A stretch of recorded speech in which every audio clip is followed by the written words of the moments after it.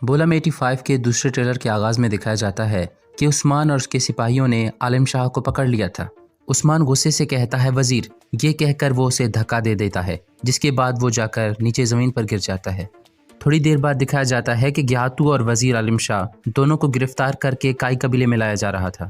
गियातू और आलिम शाह को देखकर कबीले वाले मुसलसल उन पर पत्थरों की बरसात कर रहे थे। यहाँ एक शख्स उमर साहब पर तशद्दुद कर रहा था, जिसके बाद वो उमर साहब का गला दबोचने लग जाता है।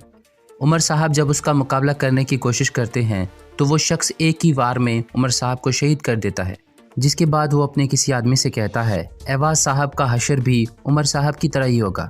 दूसरी जानिब मलहन खातून को जैसे ही उमर साहब की शहादत का पता चलता है तो वो चीखो पुकार करने लगती हैं, जिसके बाद वो अपने बाबा के जनाजे पर आकर बहुत रोने लग जाती हैं।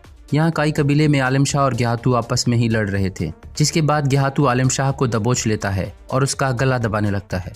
थोड़ी ही देर बाद दिखाया जाता है कि उस्मान गियातू और आलिम शाह का सर कलम करने के लिए उन्हें कबीले के सामने ले आता है और दोनों को घुटनों के बल बैठा देता है।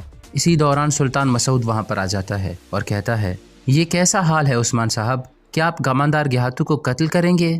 क्या तुम रियासती वजीर आलिम शाह को सजा दोगे? गियातू और वजीर दोनों को छोड़ दो। उस्मान कहता है, अब अपनी आंखें खोलें सुल्तान और इन जालिमों का खून बहने दें। ये कहकर उस्मान हमला करने लगता है। सुल्तान उस्मान को रोकने के लिए एक चीख मारता है, लेकिन उस्मान उसकी एक नहीं सुनता और ऐसा लगता है कि वो आलिम शाह का सर कलम कर देता है।